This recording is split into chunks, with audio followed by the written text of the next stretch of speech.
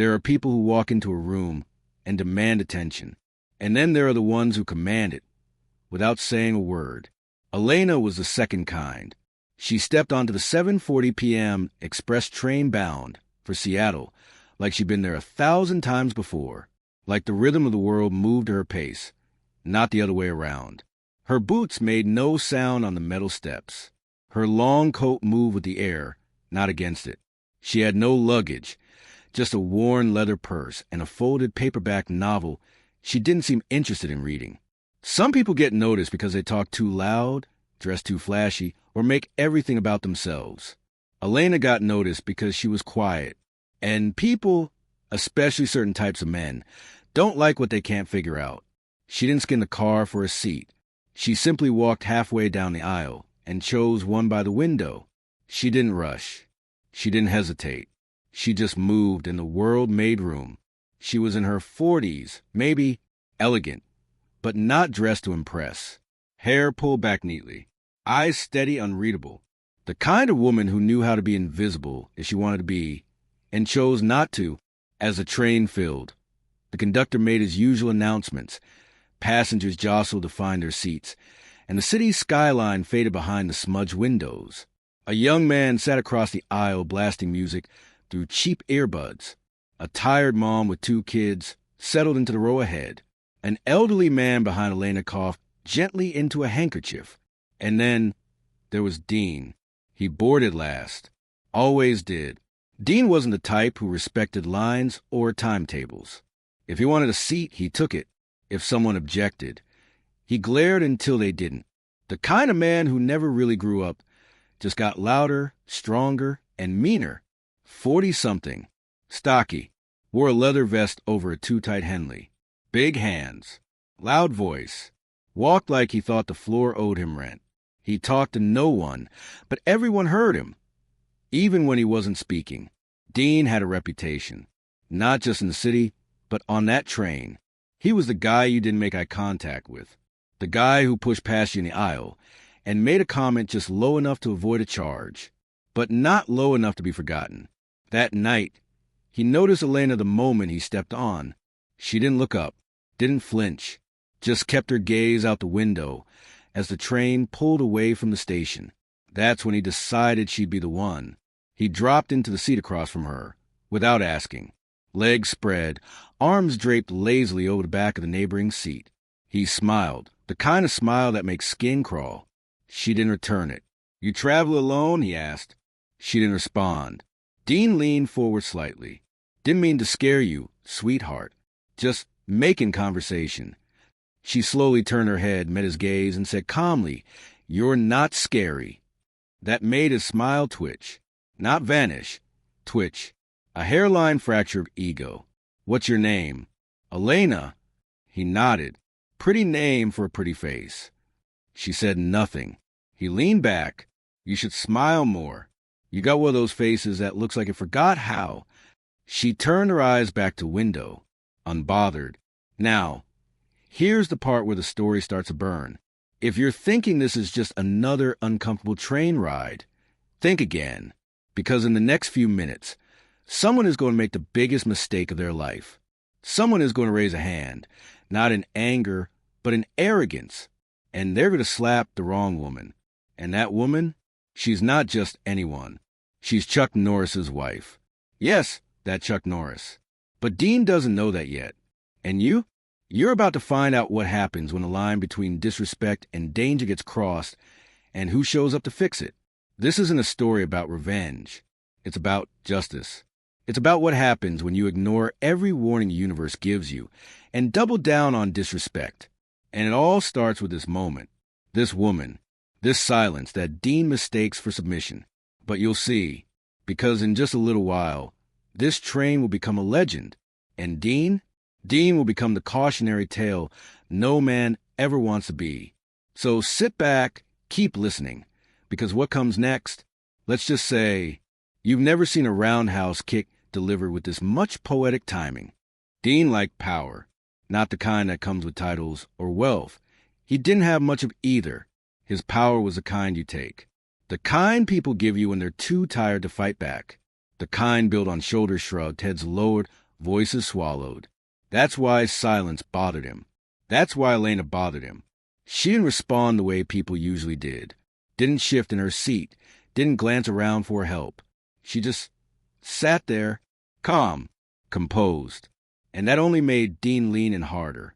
The train rumbled gently through the outer edges of the city. Streetlights blurred past the windows, casting shifting shadows across the car. Most people had settled in. Books were opened, earbuds inserted, heads leaned against cool glass. Peaceful or trying to be. But peace has a way of cracking when the wrong person decides they want to hear themselves talk. Dean pulled a small flask from his coat and took a swig, loud and deliberate. The smell of cheap whiskey cut through the air like a slap. Elena didn't flinch. "You know," he said, voice rising, "I'm being real nice to you. Most women, they'd be thankful someone's talking to them. You got that look, you know? That classy ice queen thing. Bet guys don't talk to you much. But me? I got confidence." She turned, slowly. Confidence isn't the word. "Oh, yeah." He leaned forward. "Then what is delusion?" He blinked. Someone across the aisle stifled a laugh. Dean's jaw tensed. The train rocked gently beneath them, the low hum of the tracks filling the space between their stares. "You think you're better than me?" he asked, quieter now, but sharper. "I see your type. Sitting up straight, looking out the window like you're above it all. I was being friendly. You want to act like that's not good enough for you." She tilted her head, not breaking eye contact. "You want the truth?" Dean nodded slowly. "Yeah, try me." Elena turned to face him fully. Legs crossed, voice like steel wrapped in silk. "You don't know the difference between being noticed and being respected. You want attention, not connection. You think presence is power. But presence without purpose is just noise." For a moment, a long moment, he didn't know what to say. Then the sneer returned. Big words from a nobody on a train. He stood abruptly, the seat creaking beneath him. Several passengers looked up now. The kind of look that says, "Please, not here, not now." Dean raised his voice. "You think you're untouchable? You think you can disrespect me and just sit there like you're safe?" The words hung in the air. A heavy silence followed. And then she did the thing that broke him. She smiled, not wide, not mocking, just enough to say, "You've already lost. You just haven't noticed yet." Dean snapped. He stepped forward and slapped her. It wasn't the kind of slap designed to hurt. It was a kind of slap designed to dominate, to remind, to put her in her place, as he would later say to the officers, to show everyone on that train that he was still the biggest presence in the room. But in that single second, in that breath between action and consequence, something shifted. The car fell into dead silence. The hum of the train, the rattle of the tracks, even a flicker of the overhead lights, everything paused. Elena didn't cry. She didn't gasp. Her face turned slightly from the impact, her hair brushing against her cheek. Then, slowly, she looked back at him, not angry, not scared, calm, controlled. And in her eyes, something ancient stirred. "Big mistake," she said softly. "Huge." Dean stepped back, confused. He looked around, expecting someone to grab her, to scold her, to take his side. But no one moved. Eyes avoided him. A man in a hoodie raised his phone slowly, filming. A mother shielded her son with one arm. And Elena? Elena reached into her purse. Dean flinched. Instinctively, like a man who knew his days of taking without cause were suddenly over. But all she pulled out was a phone. She tapped one button, brought it to her ear. "Hi, love," she said, her tone light, almost casual. "Yeah, I'm on the train. No, I'm fine. But I'll need a pickup, the usual stop, and bring gloves." A pause. She smiled again. "Because someone's about to find out who my husband is." She hung up. Dean's lips curled into a scoff. "Who are you going to call, huh? Your lawyer?" Elena slid her phone back into her bag. "No." Then she looked him dead in the eyes. "My husband." There's a moment after an explosion, a second of silence where the world stands still, trying to comprehend what just happened. That moment hung thick in the air of train car 7. Passengers sat frozen, eyes wide, mouths slightly open. No one moved. Not the mother holding her son. Not the businessman gripping his armrest like it was a lifeline. Not the elderly man behind Elena, who'd dropped his paperback and forgotten it was there. And not Dean, because Dean was still processing the mistake he'd just made. Not the slap itself. He meant that. He meant every smug inch of it. What he didn't expect, couldn't have expected, was the way she looked at him afterward. The way she smiled. The way she made that phone call without panic, without yelling. He thought he'd be in control. Instead, he was suddenly waiting for something he couldn't name, but felt. Elena sat quietly, her posture relaxed. If the red mark on her cheek bothered her, it didn't show. She gently tucked a strand of hair behind her ear and crossed one leg over the other. "You've got about 5 minutes," she said softly, "before the landscape changes." Dean scoffed again, louder this time, trying to reclaim the narrative. "Lady, you're delusional." She didn't respond. "I hit you. And you call your husband like this is a drama scene." He laughed, full-chested and arrogant, desperate for the attention he thought he'd earned. "I've dealt with worse women on worse days," he added. "Trust me, I'm not scared of some jealous guy with a truck and temper." Elena blinked slowly. "He doesn't get jealous." "Good. Maybe he'll bring beer." She tilted her head. "He doesn't drink either. Says it slows the reflexes." Dean raised an eyebrow. "What's he, a ninja?" Now that made her smile wider. Something about that smile made Dean glance over his shoulder. Then out the window. The landscape was dark now, trees blurring by in the twilight. The next stop was 15 miles out. Too far to jump. Too late to turn around. Dean shifted his weight. "What's your deal anyway? Think you're some kind of spy? A secret agent's widow? What?" Elena let the silence settle again. Then she said 3 words. Not loudly, not dramatically, just enough to land. "I'm Chuck's wife." Dean squinted. "Chuck who?" The man behind him, the one who'd been filming with his phone, whispered it before Dean could process the answer himself. "Norris." A few passengers gasped audibly. Dean blinked. "You're kidding." "You think I joke about that?" she said, voice soft but razor-sharp. Suddenly, the atmosphere changed. The tension didn't lift, it deepened, because if she was telling the truth, and something about her calm made everyone believe she was, then this wasn't just a bad night. This was a countdown. Dean stood taller, trying to act unfazed. Chucknorris is, 70? What's he gonna do, hit me with a cane? Elena smiled again. You'd be lucky if he used a cane. It'd hurt less than his hands. Dean turned to the crowd like he expected backup, but all he saw were blank stares and quiet eyes. No one was with him. No one ever had been. They were just waiting now, like people at the edge of a cliff, watching the wind pick up. Elena looked out the window again, then at her watch, then said simply, "He's close." Dean scoffed, but his voice cracked just a little. "Okay, lady, Chucknorris is your husband, and he's gonna what? Chase down a moving train?" She didn't respond, because just then the train slowed. No announcement, no scheduled stop, no emergency, just a subtle lurch as the speed dropped, not to a halt, just enough to say, "Something is in our way." Passengers looked around. The conductor's voice came over the intercom, confused, shaky. Folks, looks like we're experiencing a temporary slowdown ahead. Might be a vehicle. No worries." Elena stood. Dean took a step back. The car hissed quietly with air brakes. Somewhere down the track, a figure stepped onto the gravel. Alone, broad-shouldered, calm, he walked toward the train like the rails welcomed him. Elena turned to Dean one last time. "I told you not to touch me."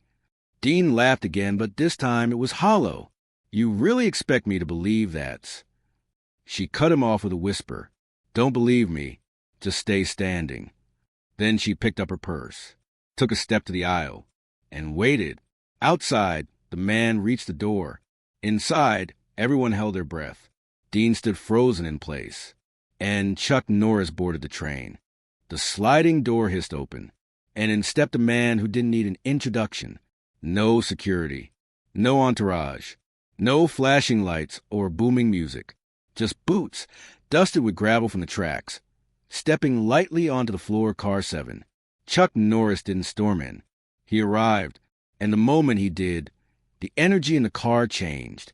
Not like someone powerful had entered, but like gravity itself had shifted, like the air had been waiting for him to arrive before it dared to breathe again. He didn't speak. He didn't need to. He stood in the doorway for half a second, long enough for every passenger to take him in. Denim jacket, flannel shirt, eyes like blue fire that had seen decades of war and peace and hadn't flinched once. He looked at no one, and yet he saw everyone. Dean stepped back, not because someone told him to, because his body did it before his brain caught up. Chuck took a step forward, then another. His boots barely made a sound, but the weight of his presence echoed louder than any threat could have. Dean forced a laugh. It was a bad one. Nah, no way. This is a setup. You're just some actor. Chuck looked up. Just once.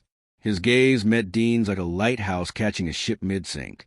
Dean's words turned to dust in his mouth. You're the guy? Chuck asked. His voice was gravel. Calm. A whisper that rumbled with the weight of everything that had ever gone wrong for a man like Dean. Dean tried again. This is insane. I don't even know her. She's making things up. She's crazy. Elena stepped aside. Calm, poised. Her hand brushed Chuck's arm, a silent gesture that said, I'm fine. He nodded once, then took another step forward. Dean stumbled back into the seat behind him, hand up as if to shield himself. You think you can just waltz in here and what? Scare me? Hit me? That's assault, buddy. Chuck tilted his head. That's rich. She lied to you, man. I didn't hit her. She's got, what, a mark? Could be from anything. I'm telling you, she's playing you. Chuck looked at him for a long moment. You know what the difference is between a mark and a mistake? Dean said nothing. Chuck took another step, now just a few feet away. A mark fades. A mistake follows you forever. Dean's face twisted. You gonna hit me now, huh? Show everyone what a big man you are. Chuck didn't blink. I didn't come to hit you. Dean blinked. What? Chuck nodded toward Elena. I came to stand where she was sitting. To remind you what happens when people like you cross people like her. Dean tried to laugh again. It came out more like a wheeze. You're bluffing. Chuck didn't move. I don't bluff. The whole train was silent. A few phones still recorded, but no one spoke. No one dared. Chuck turned slightly, looking down the aisle. He took a deep breath, slow and calm. She gave you 3 chances, he said. To walk away, to stop talking, to treat her like a person. He turned back to Dean. You wasted all 3. Then, without warning, Chuck's hand moved. Not to hit, not to shove. To take Dean's phone from his jacket pocket. Dean gasped. Hey, what are you? Chuck tapped the screen, pulled up the camera, flipped it, held it up. You want to tell the internet who you just hit? He asked. Dean stared at his own pale face, reflected back. Chuck raised an eyebrow. Dean swatted the phone away. And that was it. That was the last mistake. Chuck moved, not like a man starting a fight, like a man ending one. He stepped forward, grabbed Dean by the jacket, spun him, and planted him into the seat. Not with violence, with certainty. Dean struggled, tried to stand, but Chuck was already ahead of him. A gentle hand to the shoulder, a twist of the wrist, a breath, and suddenly Dean was on the ground, gasping for air, blinking up at the ceiling lights like they were interrogation bulbs. Chuck crouched beside him. I'm not going to break your nose. I'm not going to knock out your teeth. Dean whimpered. Chuck leaned closer. But you will never raise your hand to another woman again. A pause.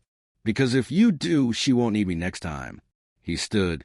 Dean lay there, motionless. Not from pain. From realization. The conductor appeared at the far end of the car. Nervous. Sweating. Mr. Norris, we didn't know if we'd, be stopping again soon. Chuck turned, nodded. I'll get off at the next one. The conductor blinked. Are you, sure? We could, call someone or... Chuck walked past him without a word. Elena followed. But before they reached the door, she turned to passengers and said, calmly, "You're welcome." Then she turned to Dean. "You should thank the train. It got between you and what was really coming."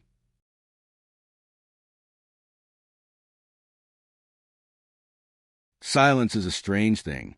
It can scream louder than chaos, ring louder than gunfire, hang heavier than any punch ever thrown. And in the wake of Chucknorris walking out of train car 7, silence was the only thing left behind. The door hissed shut behind him, and Elena. The rhythm of the tracks resumed, steady, unchanged. But inside the train, time hadn't caught up yet. Dean was still on the floor. He wasn't unconscious. Not exactly. Just stunned. He lay there with one arm cradling his ribs, eyes darting around like someone trying to remember where they were, how they got here, and why the air felt so heavy. No one helped him up. No one even offered, because everyone knew what they had seen and what they'd almost seen. The passengers weren't clapping. They weren't cheering. This wasn't a movie. This was real. And real justice doesn't need applause.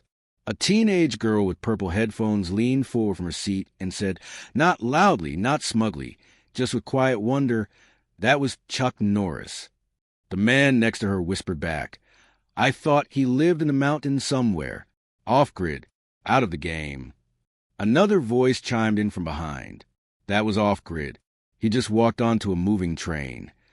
Near the middle of the car, the businessman who hadn't said a word since boarding stood and adjusted his tie. He took a breath, like someone who'd been holding it for 20 minutes. He looked around. Did anyone get it on video? About 6 people raised their phones, sheepishly. He nodded. Then, "Don't post it." They stared at him. He added, "Some things aren't meant to go viral. Some things are meant to teach." No one argued. Back near Dean, the elderly man who'd been reading a paperback reached down slowly, picked up his book and muttered, "Should have kept my eyes on her." That woman wasn't reading fiction. She was a plot twist. Dean groaned. Someone handed him a bottle of water. Not out of kindness. Out of protocol. He sat up slowly, shakily, his face pale, sweat beading across his forehead like someone who'd been through a car crash and hadn't realized it yet. He muttered, "Who was that guy?" The woman beside him, the one with the young son, leaned over and said, "That was your second chance walking out the door." Dean didn't respond. Couldn't. The conductor reappeared, nervous as ever. "Everyone okay?" he asked, as if afraid the car might erupt again. No one spoke. Then the man in the tie said, "We're better than okay." We witnessed something. The conductor blinked. And then, finally, people began to move again. Someone picked up their coffee. Another resumed their crossword. But everything felt different, like the train wasn't just headed to a destination. It had passed through something spiritual. Meanwhile, outside, Elena and Chuck stood on the small platform at the next station, surrounded by crickets and pine trees, and the hum of distant streetlights. He didn't say anything right away. He just looked at her, and she smiled. "I had it under control," she said. He gave the faintest nod. "I know." There was no condescension in his voice, just understanding. She stepped closer and placed a hand on his chest. "Thank you for showing up anyway." He looked down at her. "I wasn't showing up," he said. "I was coming home." They stood in silence for a beat. Then she said, "He'll never do it again." Chuck's eyes narrowed slightly. "He won't be able to. Do you think the story will spread?" Chuck exhaled. "If it doesn't, that's fine. If it does, even better. Maybe the next Dean on the next train keeps his hands to himself." She nodded.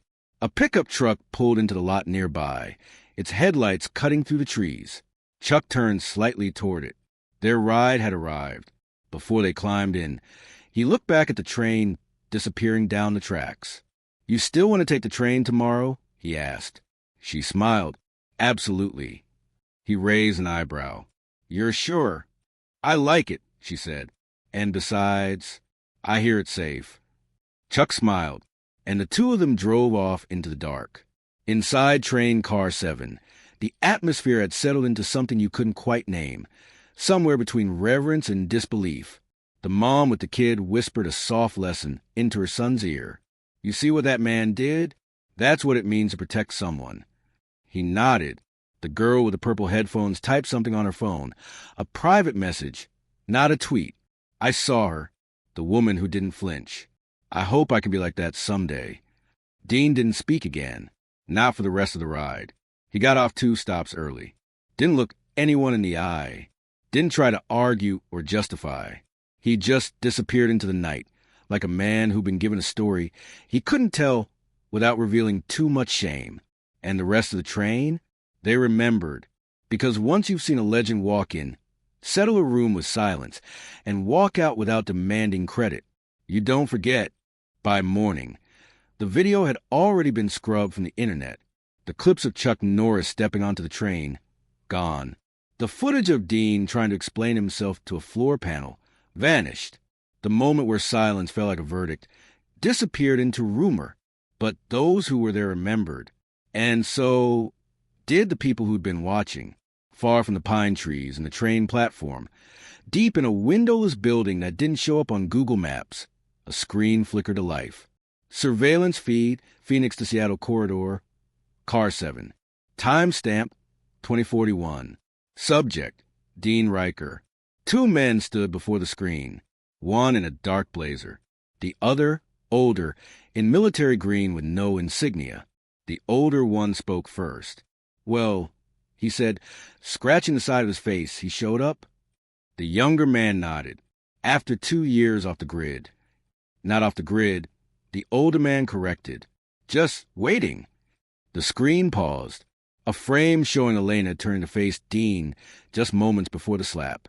Her expression, still, cold, measured. She didn't even raise her voice, the younger man said. She didn't need to, the older one replied. She was never the bait. She was the trigger. They both turned as the door behind them opened. A third figure stepped in. Tall, unshaven, wearing a familiar flannel shirt. Chucknorris.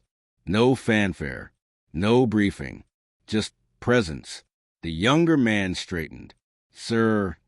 Chuck held up a hand. Save it. He walked to the screen and stared at the pause frame. Dean mid-motion. Elena unmoved. Chuck spoke, not to the room, but to the memory. I told her this day would come. She volunteered? The younger one asked. Chuck nodded once. She insisted. They waited in silence as Chuck watched the scene play out again. Slow motion now. Every beat. Every twitch of Dean's mouth. Every failed second where someone could have stopped it, but didn't. She said if we waited long enough. Chuck murmured. Dean would reveal himself. And he had. Dean Riker hadn't just been some drunk loudmouth. He had a sealed record and a trail of sealed silence behind him. Women too scared to report. Bus stations. Truck stops. Train routes. Everywhere he went. He left shame behind like cigarette smoke and slipped away before justice could catch him. Until now, Chuck had been following him, not through force, through faith, in one woman who'd had enough. Elena. She wasn't just his wife. She was the one who told him, let me be where he thinks I'm weak, then walk in when he finds out I'm not. And he had. That train wasn't random. The route wasn't random. Elena had tracked the cities, the patterns, the gaps in his movements. She knew where he liked to feel powerful, where the cameras didn't always work, where people looked the other way. And she'd chosen that train. Chuck hadn't needed to do anything heroic. Just show up. The old general behind him chuckled softly. A setup, a sting, and a performance. Chuck turned. No, just justice. Done right. Back in the cabin of a quiet lodge near the mountains, Elena poured 2 cups of coffee. Chuck stepped inside. It's done, he said. She didn't look up. I know. He set the file folder down on the table. Stamped. Official. Mark closed. She slid a mug toward him. You okay? He asked. She looked at him, her eyes full of the same fire she carried on that train. I'm not okay, Chuck. I'm done. And that's better. He nodded. They sat in silence for a moment, sipping coffee, watching the fog drift across the treetops. Then she smirked. You know, next time we plan a sting, maybe pick a train with better wine. Chuck chuckled. Next time you're driving. Meanwhile, somewhere in a county holding himself 500 miles away, Dean Riker sat alone. No phone call, no lawyer, just a file on the warden's desk with a single post-it on the front. This one's done. Make sure he stays forgotten. There was no trial, no press release, just disappearance. The kind that comes when you cross the wrong person in the wrong place, and the right people decide that enough is enough. Dean would never know exactly who turned the tide, but he'd remember her face, and the boots that walked calmly into that train, closed the door behind them, and reminded him that justice doesn't have to raise its voice. Stories like this one, they don't always make headlines. There's no press conference, no ticker running across a screen, no reporters camped out on a front lawn. You don't hear about it on the news or see it sandwiched between scandal and sports. Because this wasn't about going viral. It was about getting it right. The passengers on that train will tell their version of what happened for years. Some will say the air changed before he walked in. Others will talk about the way the slap echoed and then got swallowed by something heavier than fear. Consequence. And then some, the ones who really paid attention, will say it wasn't Chuck who changed the atmosphere. It was Elena, the woman who didn't flinch, who didn't shout, who didn't need permission to stand her ground. She was the match. Chuck was just a flame. Somewhere in the Pacific Northwest, a small diner sits off a winding mountain road. The kind of place that's been there forever, but somehow no one remembers passing. Inside, there's a booth in the back. 2 coffee mugs. One full, one half drunk and cooling. Chuck and Elena sit across from each other. No words exchanged in the last few minutes. Just a quiet that only comes from shared peace. He watches her over the rim of his mug. She watches the rain tap against the window, like a slow applause. "You think he'll talk?" she asks eventually. Chuck shakes his head. "He'll try." But no one listened. She nods, then smirks. "Good." A waitress walks by and hesitates. She's young, maybe early 20s, apron slightly crooked, pen behind her ear. She recognizes Chuck, of course. But it's Elena she looks at when she says, "You were on that train, weren't you?" Elena doesn't answer right away. Then, "Yes." The girl swallows. "You were calm." Elena smiles softly. Calm isn't quiet. It's loaded. The waitress nods, slowly, then walks away with a look like someone who's just had a piece of their soul rearranged. Chuck chuckles. "She's going to remember that forever," he says. "She should," Elena replies. Outside, the rain continues. Some stories make you laugh. Some make you cry. And some, the rare ones, leave something behind in your gut. Something that changes how you look at the world. This story, it's not about violence. It's not about vengeance. It's not even about Chuck. It's about timing. About knowing when to stay still and when to move. When to endure and when to respond. Elena didn't fight back because she couldn't. She didn't fight back because she didn't have to. Because when your name is spoken with respect, not fear, but respect, the world learns that hurting you is more than a mistake. It's a reckoning. Somewhere online, a private message thread grows longer by the hour. A thread where women share their stories of seeing Elena on that train, of watching what happened, of watching her not break, of watching someone step up, not in her place, but at her side. She didn't scream. She just made a call. She looked him in the eyes like she was watching a clock tick toward 0. That wasn't just a man walking into a train. That was a legacy stepping through a door. The footage is gone. The clip's erased. But the truth? That spreads anyway. Because justice doesn't always go viral. Sometimes it just goes forward. And Chuck, he doesn't talk about that night. He doesn't brag. Doesn't boast. Doesn't sign autographs for being a husband who showed up when it counted. Because real legends don't explain their stories. They just live them.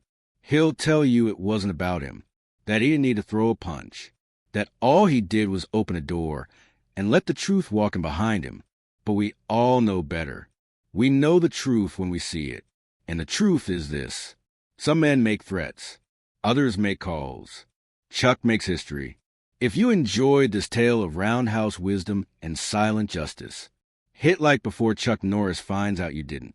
Subscribe so you don't miss the next time a legend shows up with perfect timing. Comment your favorite Chuck Norris fact. Or better yet, tell us about the time you or someone you know showed up exactly when it mattered most. And remember, heroes fight when they have to.